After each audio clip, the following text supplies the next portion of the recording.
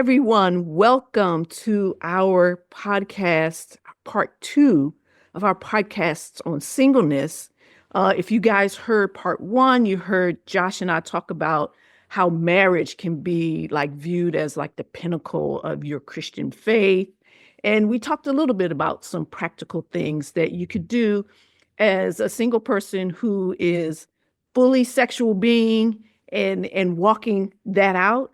Um, but today we want to take a shift and we want to let's talk about singleness in real life. Uh, this is something, we can talk about these concepts and things around singleness, but it's helpful when you can hear from someone's real life experience. And so today I have the privilege of talking to Connally Gillum. She spent 20 years in DC before returning back home to Charlottesville. First of all, Connally is a lover of Jesus, and she serves nationally and internationally with the Navigators. And she is the author of Revelations of a Single Woman, Loving the Life I Didn't Expect, and co-authored the book Yet Undaunted, Embraced by the Goodness of God in the Chaos of Life. She is a friend of Regeneration, and I can say she's also a friend of mine. So welcome today to you, Connally.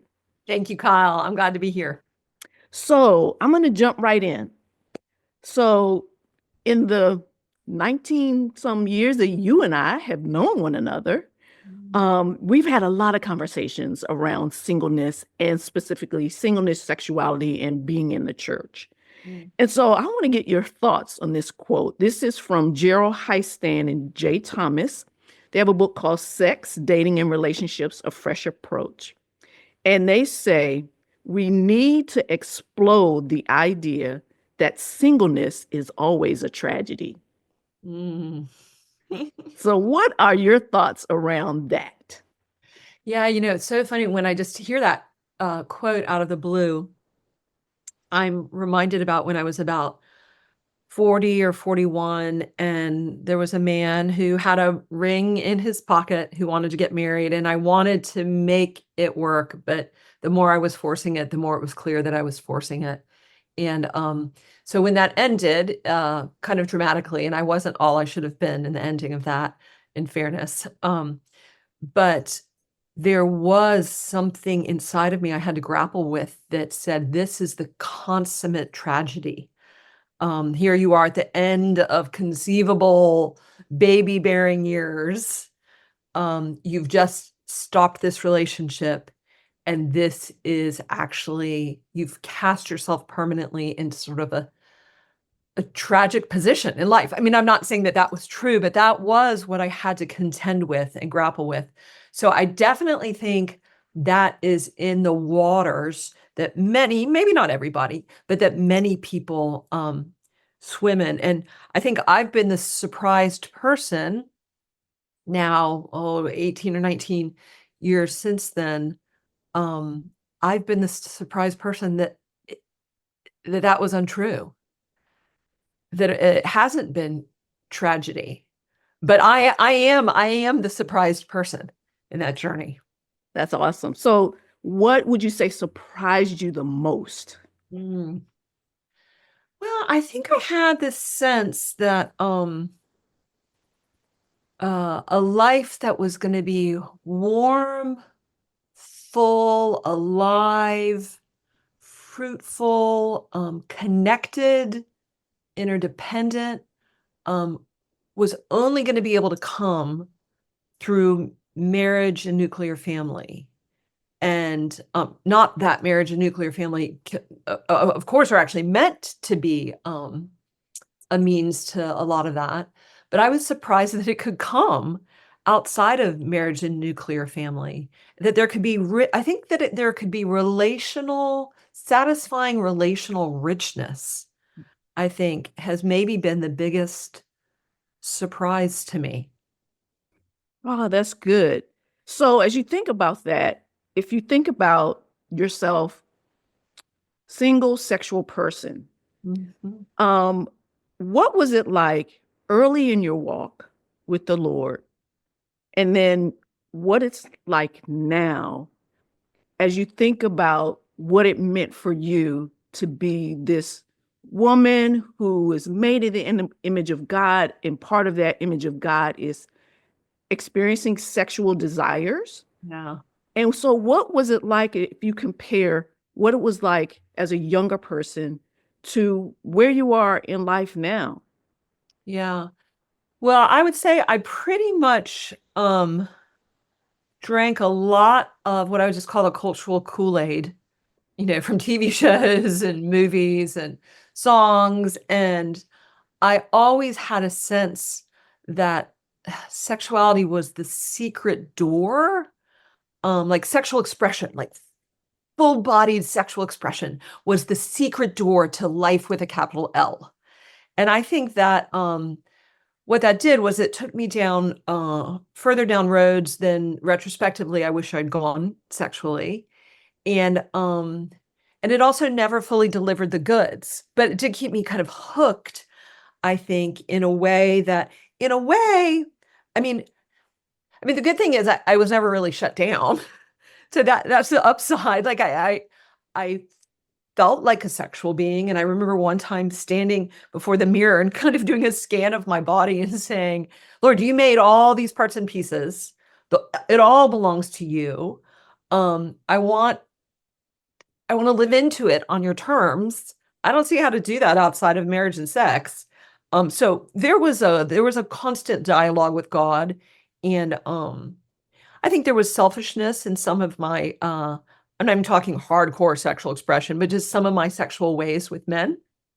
I think there was selfishness. I think there was selfishness. It wasn't sexualized for me, but there was a selfishness that could show up in a propensity towards dependency with women.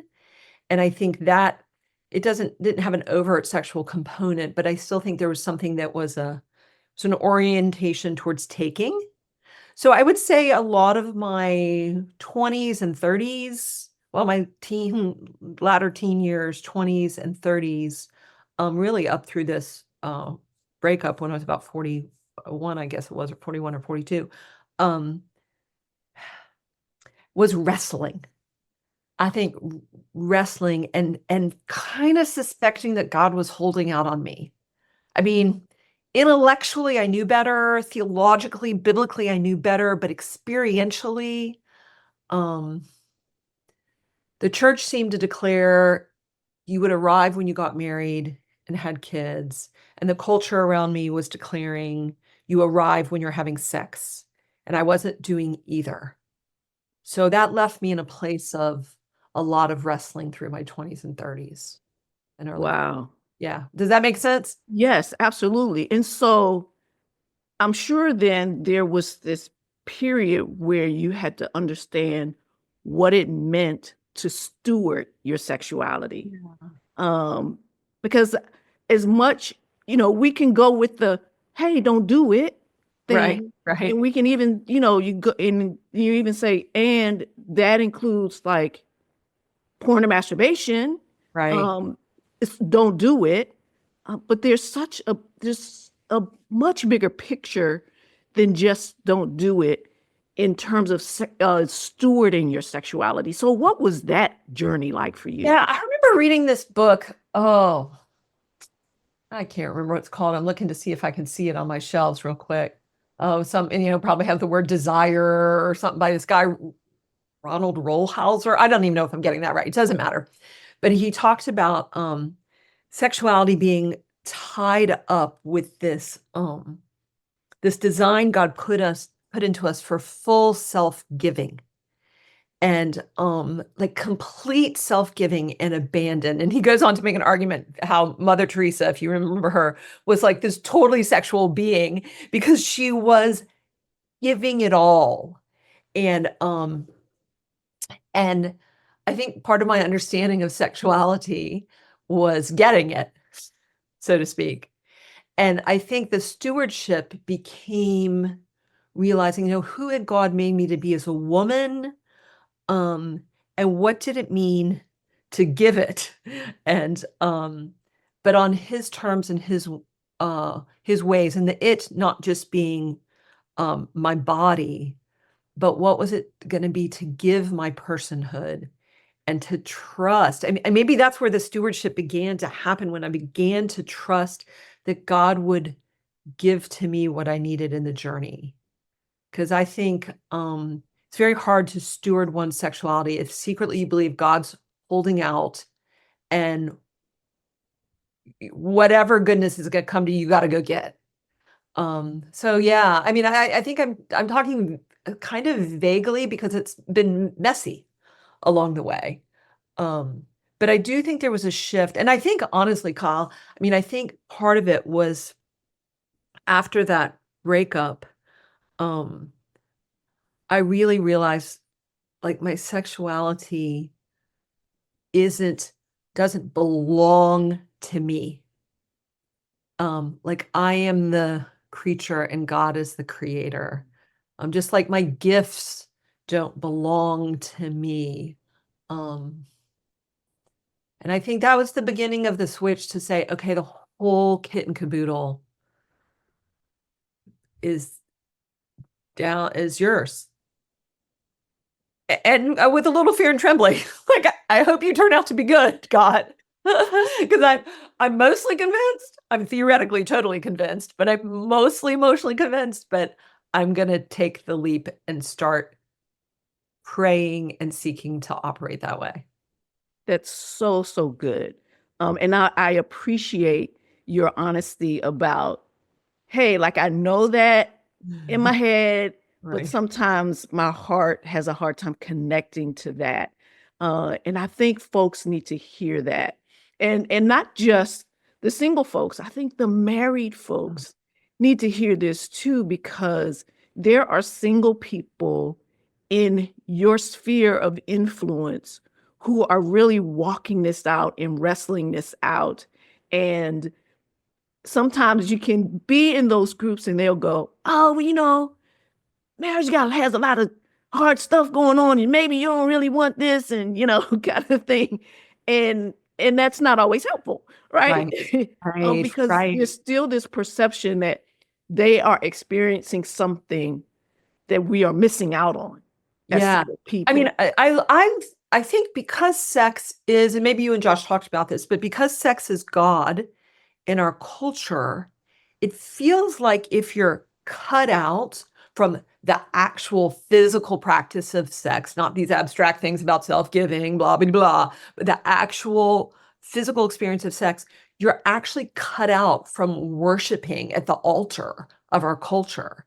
And no matter what anyone else says about, like, well, being at the altar is not all that great, blah, blah, blah, there's still a feeling of being cut out. And I do think it's because sex does have this, like, it occupies this idolatrous center in our culture. And so it has a power in our psyches that it is maybe, or it, like, occupies a place in our psyches that has an undue power.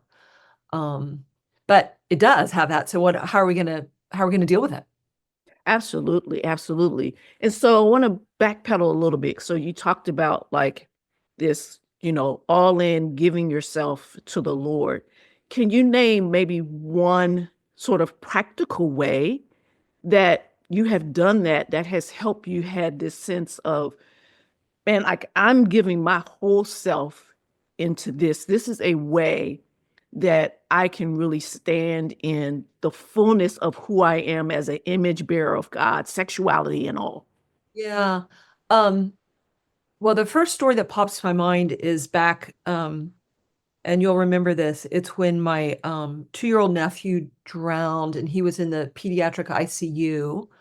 So he was still living, but he was in a coma, and he was in pediatric ICU for about 8 days. And I remember recognizing, among his older siblings and the older cousins, that because I was single, I was actually available to give to them in ways that the parents of either this little boy, the parents of the little boy and his older siblings, or the parents of the cousins weren't.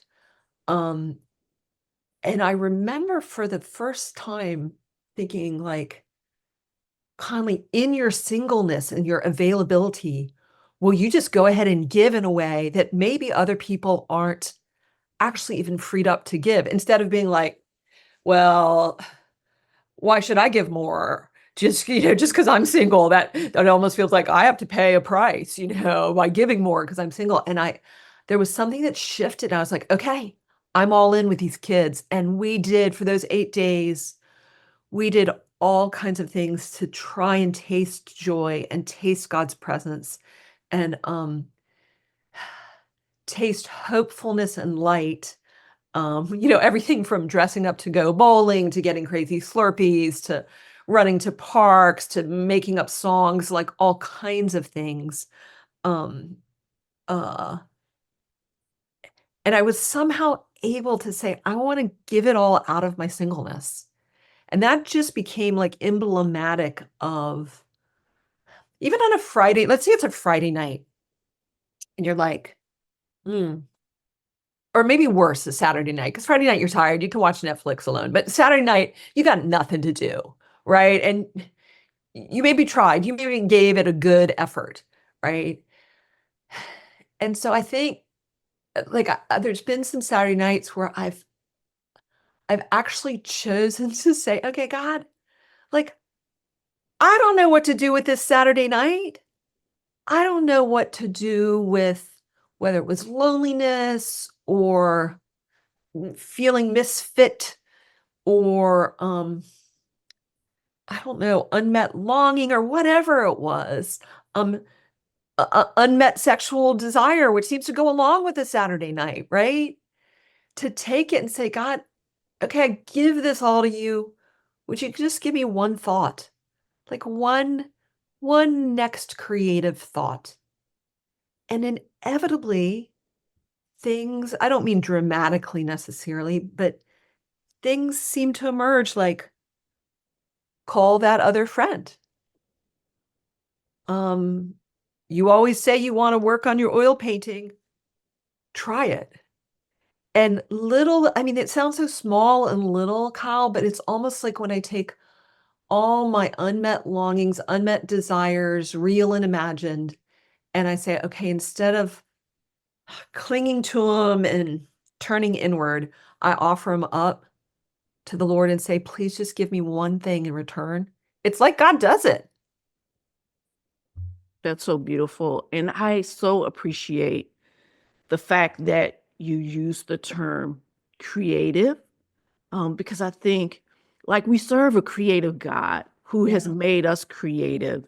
And sometimes I think when we think creative, we think, oh, I've got to be this artist or singer, but there are other ways in which God has given you something specific that is creativity for you. And to be able to dive into that and to do that knowing nobody has to see it. It doesn't have to be on display for the world. It doesn't have to be perfect. It just has to be this moment where you can experience what God has put into you to do, and to be fulfilled in every possible way as a single person. And that doesn't mean you deny the feelings like you just talked about. Even all of those feelings that come up, it doesn't mean that you deny them, but it is an opportunity to invite God into a space and to see how he will come to you and respond to you in that moment. Yeah, I mean, I think it's, again, this is like a weird discovery, but that the holes in my soul that I can feel along the way, whether they're relational, they're sexual, they're communal, but the holes in my soul can become portals to the heart of God. And out of that, new life can emerge. I mean, I think one of the coolest things now, since I've been in Charlottesville, finally, I did not buy my own house until I was 55. A lot of other people have had their own space before then. I was always in communal living situations in DC because of, well, choosing it on some level, also finances compelling it. But what I've been amazed is that I have actually like stumbled into the joys of hospitality. And so it's creating a space that welcomes people, creating wine and cheese and table conversation. Um, in other words, there's oh, I don't even know what you call it, but it's creative. Like there's something for me to offer creatively that ends up having a relational communal impact that's happening single that I somehow thought was just the territory of married people with cool, expansive, multi-generational families or something. That's so good. That's so good. So let me ask you this. So, typically in church, when there's topics around singles and singleness, it's always the 30 and under crew, typically. And so for those of us who are a little bit beyond that, what would you say to a person who is a little bit later in life who might be listening and is still kind of feeling in that funk of, man, I'm 40, I'm 50, maybe even 60, Yeah. and here I am, I'm still single. Yeah. Well, it's funny. I remember when I wrote the book on singleness, the most powerful part of the book was actually not my words in it. It was me quoting Dr. Houston, who was an older, he's still alive. He's like 102 now, but he was a older former professor and president out at Regent College, a seminary in Vancouver, British Columbia, and a graduate theological college, they call it. And he said to me when we were driving the car and I was in my late 30s, he said, "You've suffered much being single." And when he said that, it like pierced me. And I didn't want to hear those words. And and then he said, "Your mother has suffered with you being single." And then I was like, "Oh, he's getting my business." And and I could feel my adrenaline going up and I'm getting chatty, right? And I'm trying to sort of redirect, yeah, but I've seen God in all these ways show up, blah, blah, blah, blah, blah.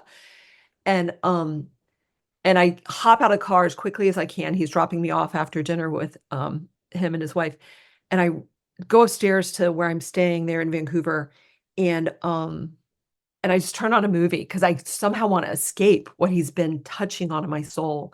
And it ends up being that old movie, Mel Gibson, Braveheart. I don't know if you remember, but it's got quite a lot of drama and so much pathos. And I'm watching it, I just start to sob.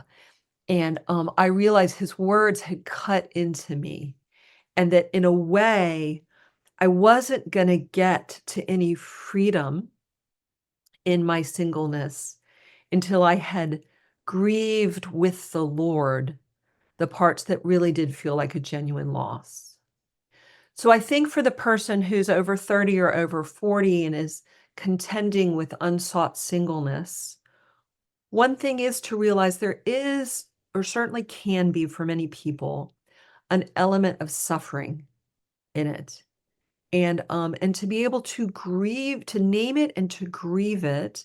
And like with any suffering, we don't live in it forever, but if we don't own it along the way, um, I think it's our shared friend Christina who said to me one time that wounds buried alive never die; they just come back as zombies. And so we've got to tend the wounds.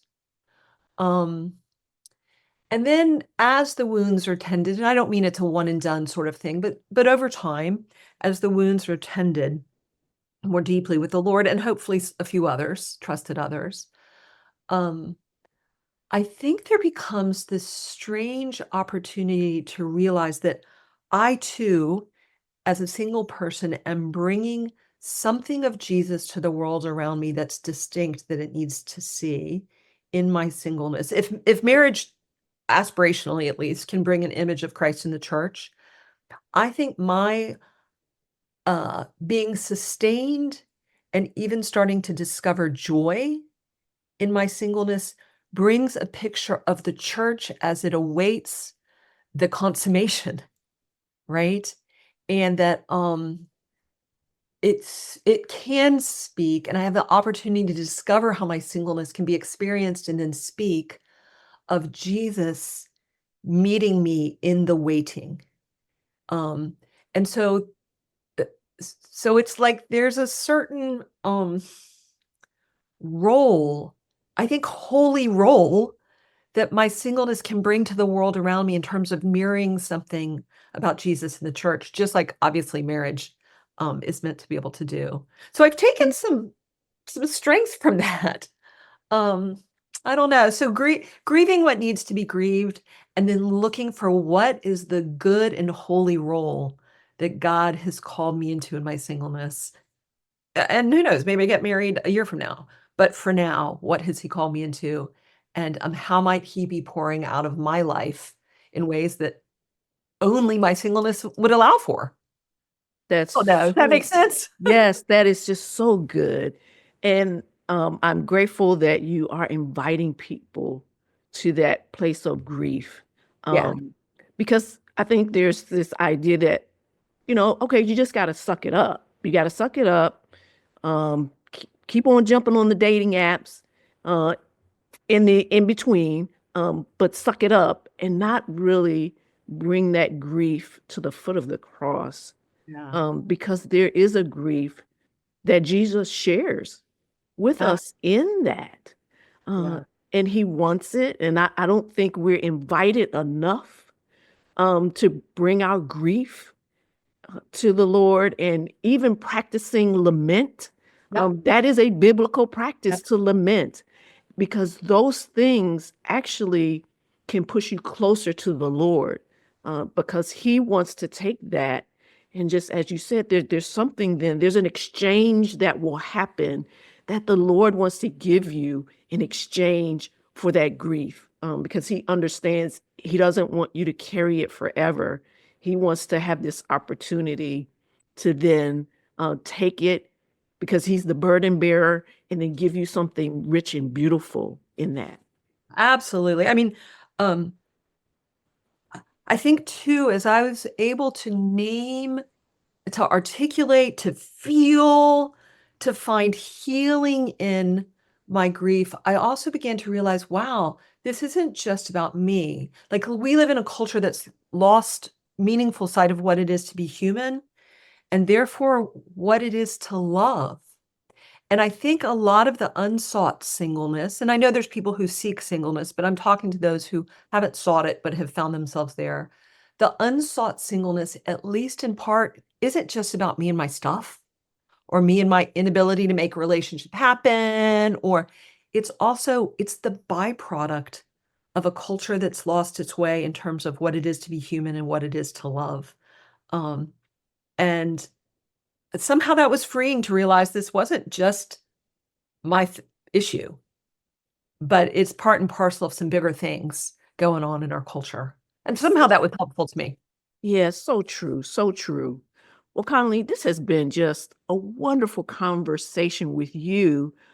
Is there are there any final thoughts, or a final thought that you want to share with our listeners, as for those who are single, and are just in that place of contemplating what their singleness means in the grand scheme of life? Yeah. I will say this, I think the single people who have seemed on the whole happiest to me do seem to be woven into some kind of families. Some kind of family, and not necessarily their original blood family, though that can be great if that's available, but that's not available to everybody. And so if that's not your current experience, there's not, some family who you go over and play games with on a Saturday night, or whose kids' sporting events you see periodically, um, ask the Lord. It says God sets the lonely in families. And that might mean your own family, and that's great, and pray for that. If that is what you want, like, pray for that. Who knows what God can create, really, from what you can't see at all, from seemingly nothing, He can create. Um, and it also might be Him weaving you in to, the life of a family, perhaps from your church, some other, context where the shared blood of Christ is what ties you together. And yeah, that's what I would encourage people to ask for if it's not yet their story. Oh, thanks so much for that. So, Connolly, I would love to have you just pray for those who are listening, just to send them off with a blessing. Okay, that would be my delight, my joy. So, Father, I thank you for Kyle.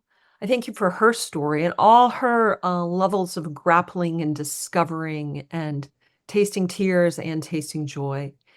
And thank you for our friendship, God. Thank you for this ministry. And God, I do thank you for the men and women who are listening. God, would you do something among us that is beyond what we can ask or imagine relationally? Would you give each of us just one next idea, one next step, that you would help us to live into the fullness of who we are as men or as women, as sexual beings, Lord, and as image bearers in a relationally confused culture, Lord, but in one where you've created us for rich interdependence and fruitfulness, God. So give us one idea and give us a deep sense of your presence as we journey. Ask all of these things in Jesus' name by the power of the Holy Spirit. Amen.